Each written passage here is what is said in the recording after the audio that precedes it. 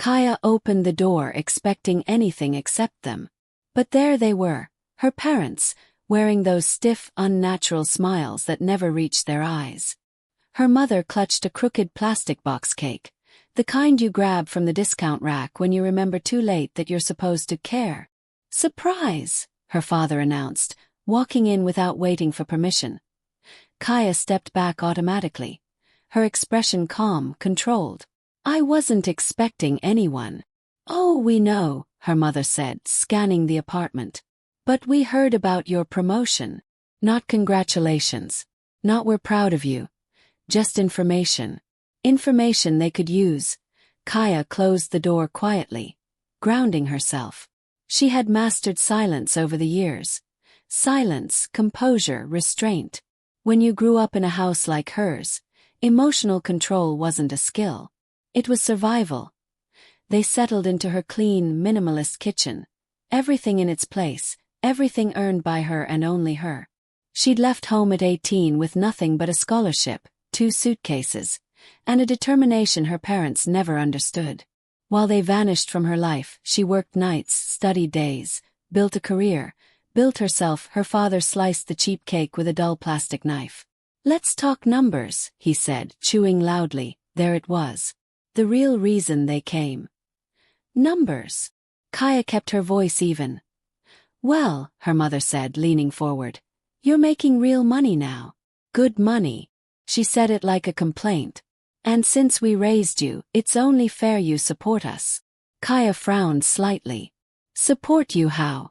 Her father didn't blink. "We've decided you'll give us 50% of your salary." Kaya stared, not shocked, just confirming she'd heard correctly. 50%. "Yes," her father said, as if it was a reasonable business agreement. "Think of it as repayment. For everything we've done for you." Repayment. 4 years of emotional minefields. For forgetting she existed when it wasn't convenient. For the day they told her she was on her own now, at 18, and locked the door behind her. Kaya's face remained still, serene, like a lake on a windless day. But underneath that calm, a storm she'd been preparing her whole life. "I see," she said quietly. Her parents exchanged smug looks, convinced the conversation was going exactly the way they planned. They'd come here expecting obedience, compliance, gratitude, the same Kaya they controlled years ago. But tonight, they weren't talking to the girl they abandoned. They were talking to the woman she built herself into. "Is that all?" Kaya asked. Her mother waved a dismissive hand. "We'll send the account details. You can start next month." Kaya nodded, slow, thoughtful. A faint curve touched her lips. Not a smile. Something sharper. Something they should have recognized as danger. But they didn't. They had no idea what was coming. Not a clue. But what happened next they never saw coming. "Stay with me because this story gets intense." Kaya sat at her own kitchen table feeling like a guest in her own home. Her parents sat across from her with the posture of people on a mission. Not to celebrate, not to reconnect, but to collect. The cheap cake sat between them like a prop in a bad play. Her mother folded her hands neatly.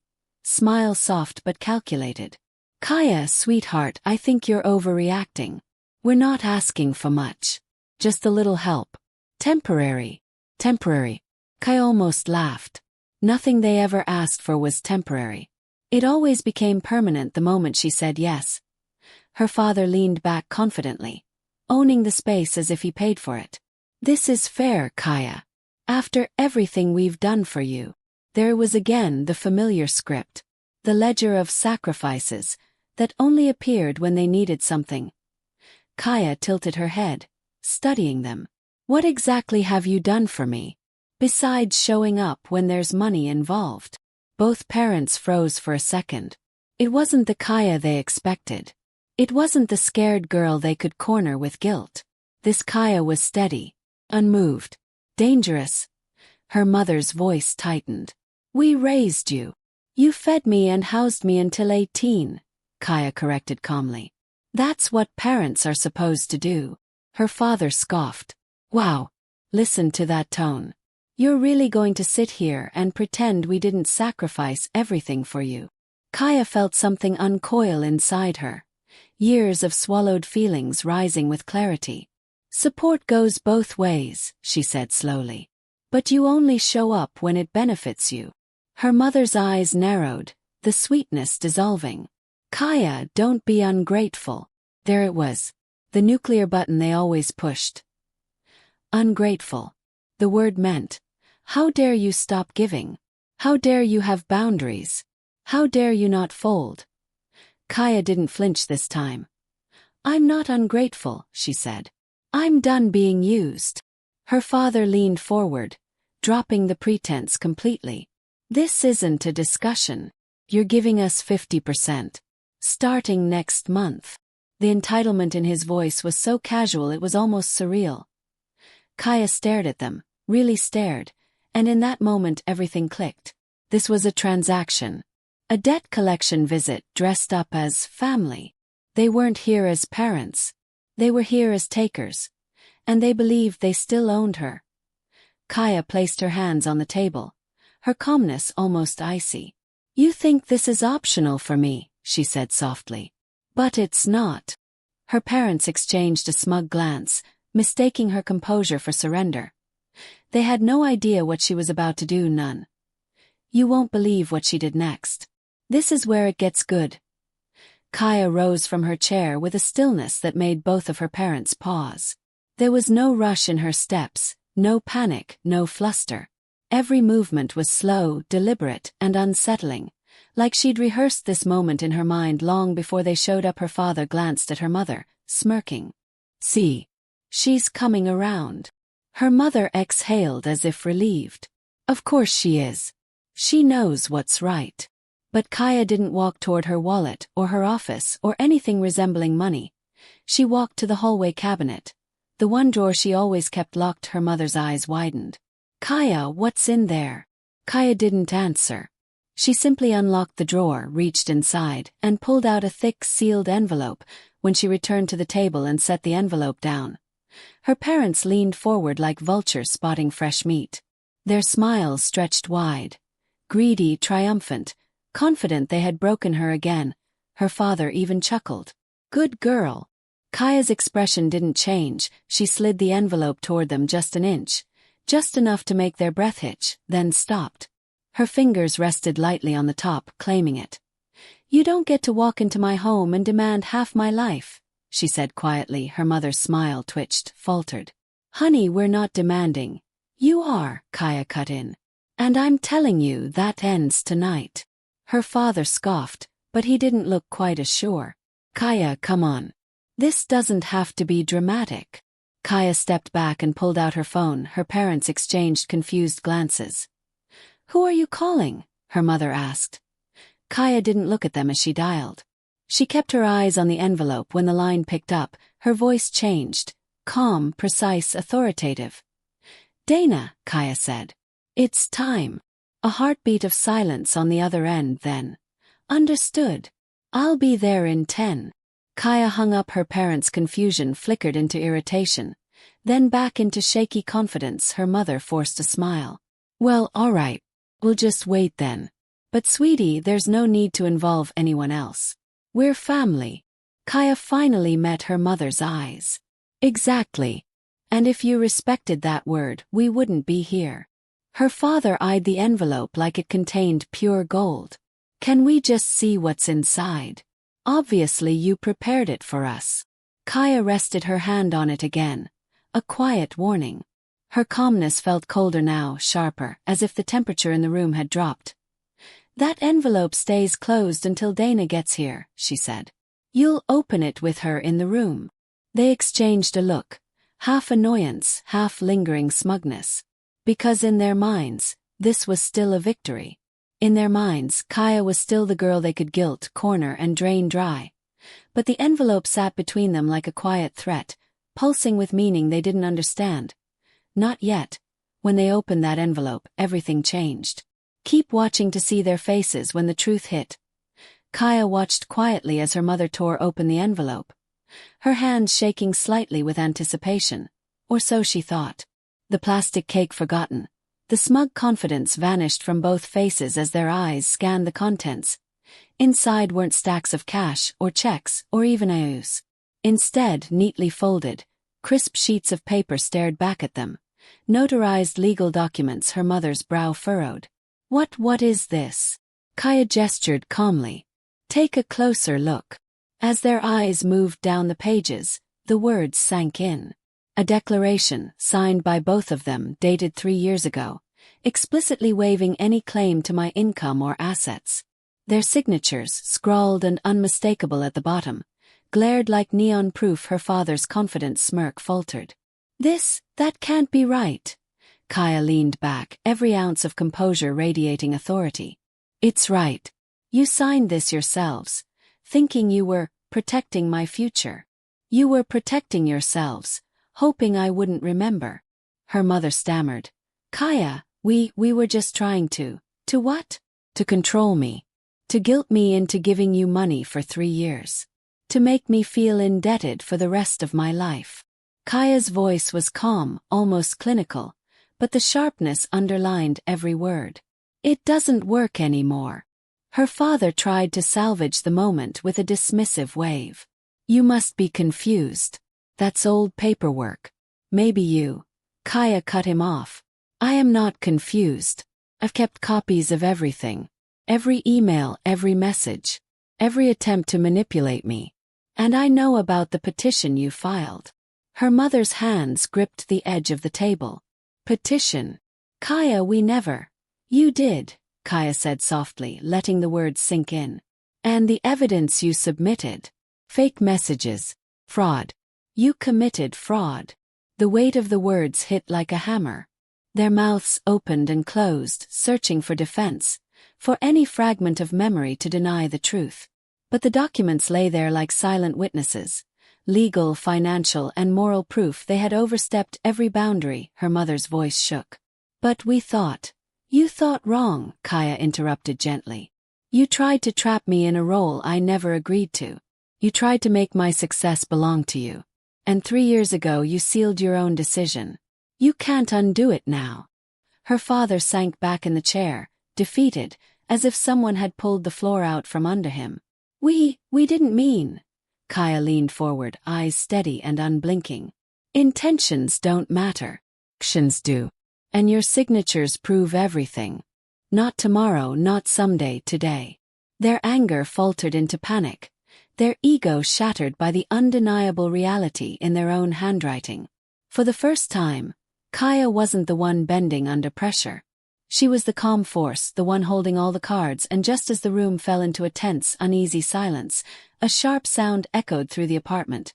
The doorbell. Kaya's eyes flicked toward it, a slight smile tugging at her lips. Just when they thought it couldn't get worse. The doorbell rang. You have to hear what happens next. The sharp chime of the doorbell cut through the tense silence of Kaya's apartment. Her parents froze mid-breath, their eyes darting toward the door. Kaya didn't move. She already knew who it would be. The door swung open to reveal Dana. Her attorney, flanked by a uniformed officer holding a crisp stack of documents. The officer's presence alone transformed the room from uncomfortable to cinematic, a stage set for reckoning. Her father's face paled. What is this? Dana's gaze swept over the room, landing on the parents with surgical precision. These are the legal documents regarding your petition, she said firmly. They address the fraudulent evidence you submitted. Her mother's lips trembled. Fraud. This can't be happening. Kaya, you've trapped us. Kaya's eyes met Dana's for a fraction of a second. A silent nod, a signal that everything was as planned. Her father stammered, waving his hands as if family ties could erase legal consequences. We're family. Family, this shouldn't. Dana cut him off, her voice sharp and unyielding. Family isn't a shield. Being related doesn't grant immunity from the law. Her mother gasped, clutching the table. Kaya, this isn't fair. Kaya's lips curved slightly, almost pityingly. It's only fair, Mom. You tried to take what wasn't yours, and now the law is correcting the record. The officer stepped forward, placing the documents in front of them. Her father glanced at them, disbelief and panic wrestling across his face. We didn't We thought we were helping. Dana leaned closer, voice dropping to a cutting whisper that left no room for denial. Helping? You've spent years posing as parents while acting as debt collectors. She needed parents. All she ever got were debt collectors. The words hit like ice water. The calculated manipulations, the threats, the fake messages. All of it finally weighed down on them. Their shoulders slumped, their faces a mix of shame and fear. Her mother shook her head, tears springing to her eyes. Kaya, you've ruined us. You set us up. Kaya's voice was steady, composed, calm, the eye of a storm her parents couldn't touch. I set the record straight. You set yourselves up. Her father sank into the chair, defeated, muttering. We never meant. Dana straightened, pulling back slightly. Intentions don't erase action. The law will. For the first time, Kaya's parents were truly powerless. The documents sat between them like a verdict already written. The weight of their choices, their entitlement, their manipulation, finally crushed them emotionally. Kaya folded her hands neatly on the table, watching them crumble with quiet satisfaction. And as their panic lingered, Dana glanced at Kaya. This isn't over yet, she said softly. But this wasn't over yet. The courtroom showdown was still ahead, and you won't believe who showed up. The courtroom was cold and sterile, the kind of place where emotion was meant to be muted and logic demanded. Kaya sat at the plaintiff's table, her posture immaculate, hands folded, eyes steady. Across from her, her parents fidgeted, already slipping into the roles they had rehearsed for years. Victims wronged by their own child. Her mother dabbed at her eyes with a lace handkerchief, voice quivering. Your Honor, Kaya left us. She abandoned us when we needed her the most. She doesn't care about family. Her father's shoulders shook as he echoed the sentiment. We raised her. We gave her everything. And now she turns against us. Kaya's calm was absolute. She didn't flinch. She didn't rise to their theatrics. Instead, Dana stood slowly, commanding attention. The air shifted. Your Honor, Dana began, voice crisp and unwavering, the claims of financial hardship are demonstrably false. Both defendants own multiple properties and have substantial retirement accounts. They submitted this petition with fabricated evidence, including phone messages meant to deceive this court. She gestured to a series of printouts, the carrier records glowing like undeniable proof. The messages they claim Kaya sent never existed. The timestamps, the metadata, everything confirms these were created deliberately to manipulate this case. Kaya's parents stiffened, glancing at each other nervously. Their rehearsed victim act faltered under the weight of truth. Then the doors opened, and a ripple of surprise passed through the courtroom. Beatrice, Kaya's grandmother, entered quietly. Her eyes were steady, her expression firm. Dana gave a subtle nod. Your Honor, we call Beatrice to the stand. Beatrice approached, voice calm but resolute. I'm Kaya's grandmother. I know the truth about her childhood. My daughter. Your clients. They abandoned her emotionally, forced her to raise herself, and now they present themselves as victims. Truth matters more than blood. Gasps echoed through the room. Kaya's mother pressed her lips together. Her father's face turned red. The courtroom seemed to constrict around them. Beatrice continued, recounting precise moments of neglect and manipulation. Years of emotional pressure Kaya endured while they posed as caretakers. Each word chipped away at the narrative her parents had so carefully constructed. The judge leaned back, frowning deeply. I have reviewed the evidence, including the fraudulent messages and the testimony provided. It is clear that this petition was filed under false pretenses. This court dismisses the petition in its entirety. Furthermore, due to the submission of fraudulent evidence, a fine is imposed against the defendants. Kaya's parents slumped, their faces drained. The weight of the law and their lies finally landed. They had attempted to rewrite history, but the truth had been relentless. Kaya exhaled, a quiet relief passing through her. She had not only defended herself but reclaimed control over a narrative her parents had long tried to dominate. Dana gave her a small nod, acknowledging the victory without fanfare. And yet, despite the triumph, Kaya knew the story wasn't quite finished. After that courtroom victory, you'd think the story ends there. But there's one more twist that'll break your heart. The apartment was quiet in a way Kaya had never known. No calls demanding money, no whispers of guilt, no shadow of entitlement hovering in the corners. Just silence. Strange but healing. Kaya unpacked the last of her boxes in her new apartment, running her fingers along the smooth surfaces she had chosen herself. Every shelf, every piece of furniture, every corner was hers. No one else had a claim. For the first time in years, she felt the full weight of freedom and peace. Among the boxes, she found a birthday card from Beatrice, her grandmother. The handwriting was neat, familiar, and comforting. Kaya opened it carefully. Inside, a simple message. You chose truth over fear. I'm proud of you.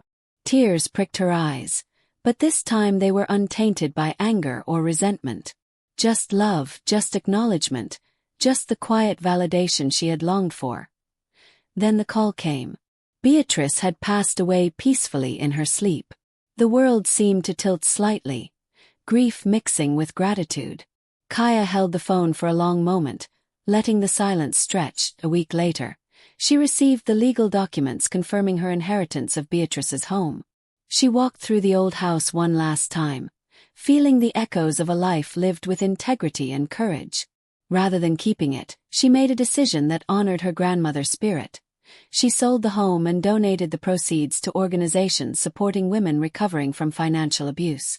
Every brick, every room, every memory became a tool for empowerment. Kaya returned to her apartment one afternoon to find a letter from her mother. Another attempt. Another manipulation.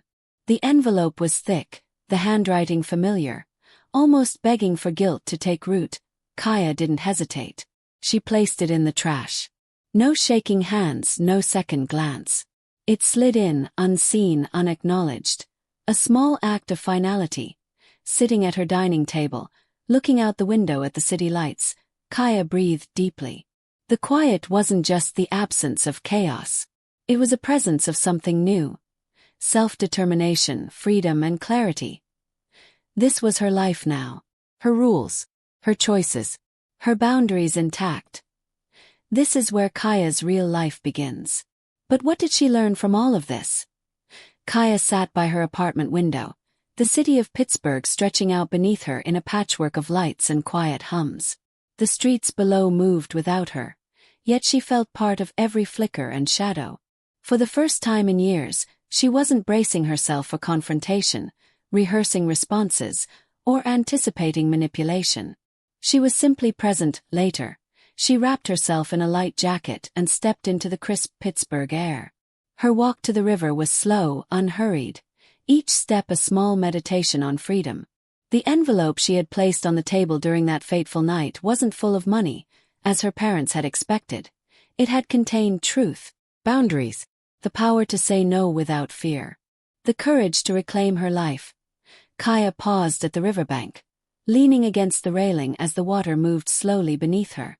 She thought of that night, the calm precision with which she had acted, the quiet satisfaction as the legal papers revealed reality, the way Dana had dismantled the lies her parents told.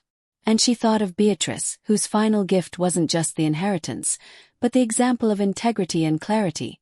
She whispered to herself, softly but firmly, "The first boundary I ever set without apologizing." The water flowed steadily, carrying away the tension she had carried for decades. She didn't need validation, nor approval, nor contrived reconciliation. Her life was quiet now, earned through hard work, vigilance, and courage. Every choice she made reflected the years of lessons, failures, and victories that had shaped her. For the first time, Kaya allowed herself the stillness to simply exist. No rehearsed defenses, no careful masking of her emotions. Just presence, self-possession, and a hard-won sense of peace. The river, like her life, moved forward steadily. Not rushing, not hesitating, just flowing, unwavering. And for the first time, Kaya felt the same way. Steady, calm, and free, she closed her eyes for a moment, inhaling deeply. The city, the air, the river. It was all hers to experience, entirely on her own terms. If this story moved you, don't keep it to yourself. I know many of you watching this story may have experienced something similar. Family members who demanded more than they gave, who tried to manipulate your guilt, or who made you question your worth while claiming to love you. If you've ever had to choose peace over guilt, if you've ever had to protect yourself from people who should have loved you best, know this: you are not alone. Kaya's journey is not just her story. It's a reflection of countless people navigating toxic family dynamics, financial pressure, and emotional manipulation. Setting boundaries isn't cruel. It's survival. Choosing your own well-being over the demands of others is an act of courage, and it deserves recognition. I want to hear from you. Share your story in the comments below. Tell us about the moments you reclaimed your life, the boundaries you set, and the victories, big or small, that reminded you that you matter. Your experiences can inspire and empower others who are walking a similar path. If this story resonated with you, subscribe for more real-life stories about courage, resilience, and reclaiming your life from toxic situations. Together we can build a community of support, a space where stories are validated, lessons are shared, and survival is celebrated. Your story matters. Share it below. And hit subscribe so you never miss stories like this. Real, raw, and necessary. See you in the next one.